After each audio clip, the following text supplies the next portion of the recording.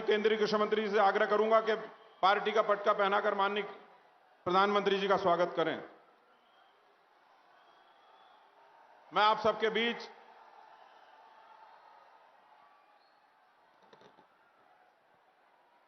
भारत माता की, भारतीय जनता पार्टी जिंदाबाद,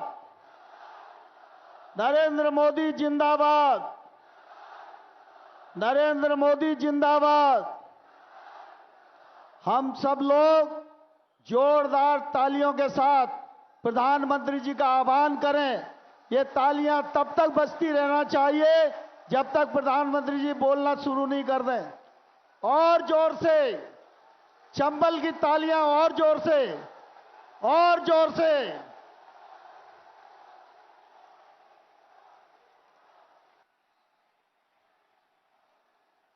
भारत माता की,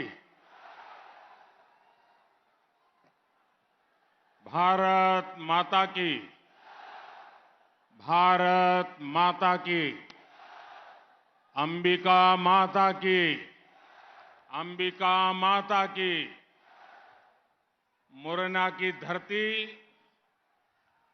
देश की आजादी और राष्ट्र रक्षा के लिए समर्पित संतानों और वीर माताओं की भूमि है।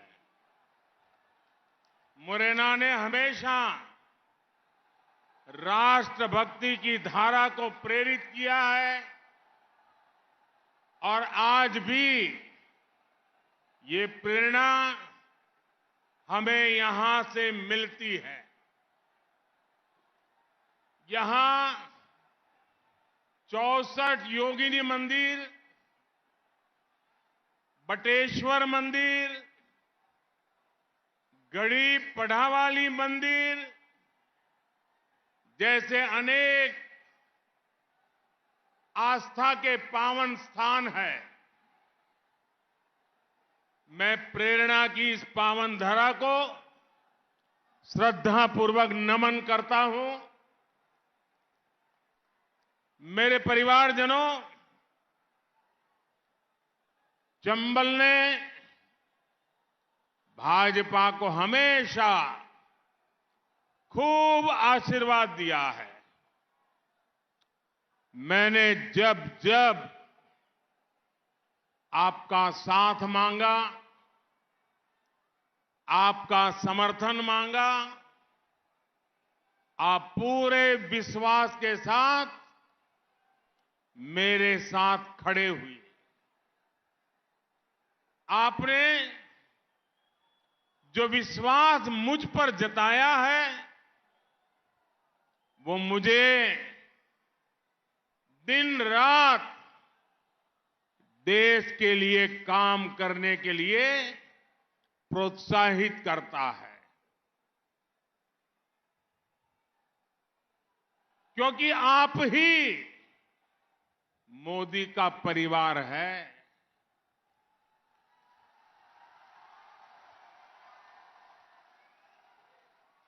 आपके जीवन को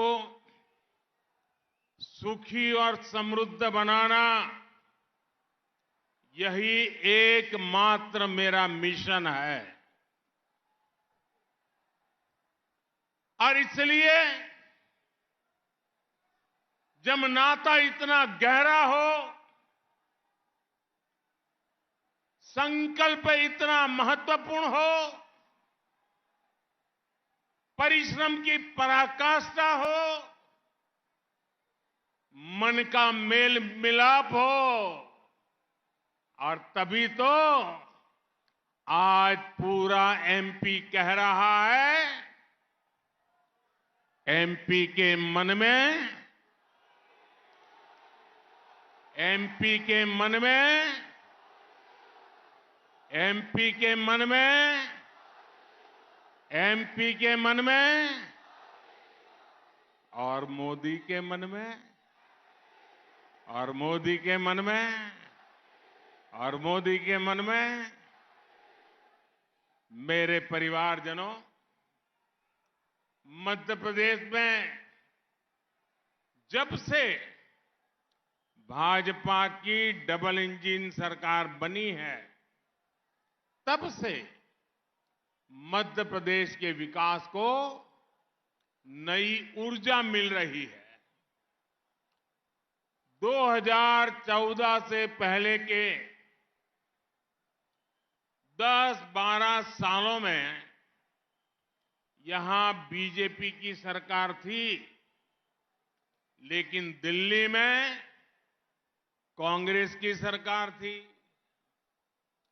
और कांग्रेस जब केंद्र में सत्ता में थी, तब एमपी को सहयोग देने की तो बात छोड़िए, समर्थन करने की बात तो छोड़िए, डगर डगर पर रुकावटें डाली जाती थी, मुसीबतें पैदा की जाती थी, काम में रोड़े अटकाए जाते थे।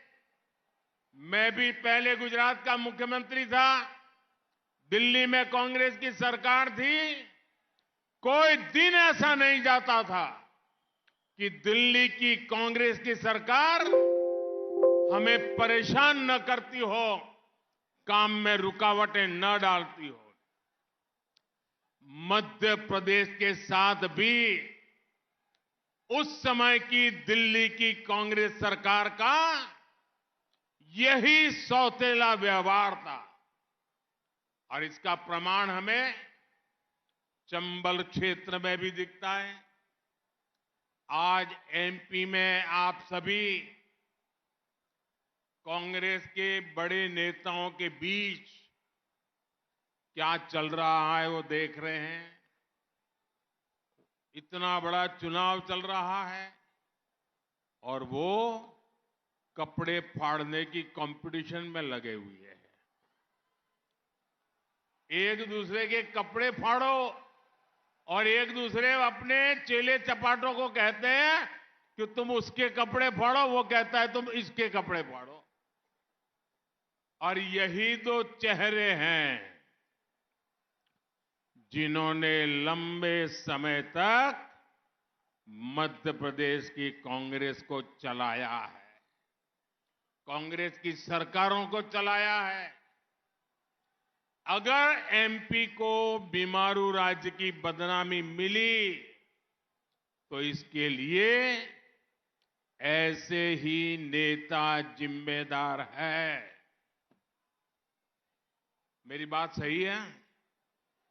जरा पूरा जोर से बताओ तो पता चले। मेरी बात सही है? इन्हीं लोगों ने बीमारू बनाया ना, इन्हीं लोगों ने बर्बाद किया ना, तो इनको सजा मिलनी चाहिए कि नहीं मिलनी चाहिए? सजा मिलनी चाहिए कि नहीं मिलनी चाहिए? सजा देने में जरा भी कमी मत करना।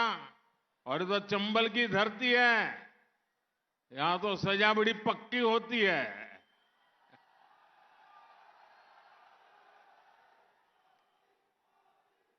एमपी के 18 से 30 वर्ष के नौजवान ये बात भली भांति समझ रहे हैं और इसलिए एमपी का हर नौजवान आज कह रहा है,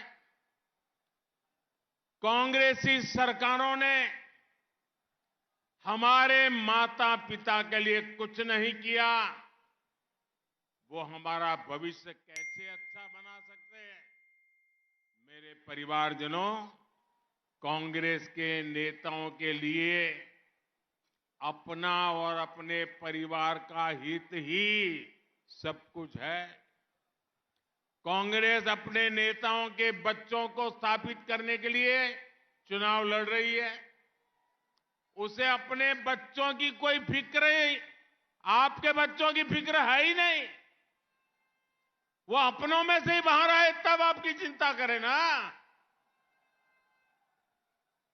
और आपने देखा होगा, घूम फिर करके 3 परिवार दिखते हैं, एक दिल्ली वाला और 2 यहां वाला। ये तिकड़ी घूम रही है बस। जब नेता अपने बारे में ही सोचते रहेंगे तो एमपी का विकास कैसे संभव है? यही कांग्रेस के नेताओं ने भूतकाल में भी किया है। आज भी यही चल रहा है। भाजपा के लिए गरीब, मध्यम वर्ग, दलित, पिछड़े, आदिवासी परिवारों के बच्चों का भविष्य बनाना, यही हमारे लिए सर्वोपरि है। आपका सपना ही मोदी का संकल्प है। मैं इसी संकल्प को सिद्ध करने में, मेहनत करने में कोई कमी नहीं रखता हूं। परमात्मा ने जितने मुझे शक्ति दी है, जितना मुझे समय दिया है, हर पल आपके सपनों को साकार करने के लिए जुटा रहता हूं और आपके आशीर्वाद से मुझे ताकत मिलती रहती है। आज भी मैं मुरैना में आपको अपने ईमानदार प्रयासों की वही गारंटी आपके सामने आकर के देने के लिए आया। और आप भी जानते हैं कि मोदी की गारंटी यानी हर गारंटी पूरा होने की गारंटी। साथियों, मोदी की गारंटी क्या होती है, इसका उदाहरण वन रैंक वन पेंशन यानी OROP, ये सब जानते हैं। कांग्रेस ने 4 दशक तक हमारे सैनिकों की बात नहीं सुनी। सब कुछ कुर्बान कर देने के उसका जज्बा लेकर देश की सेवा करने वाले सैनिक कांग्रेस के रवैये से परेशान थे।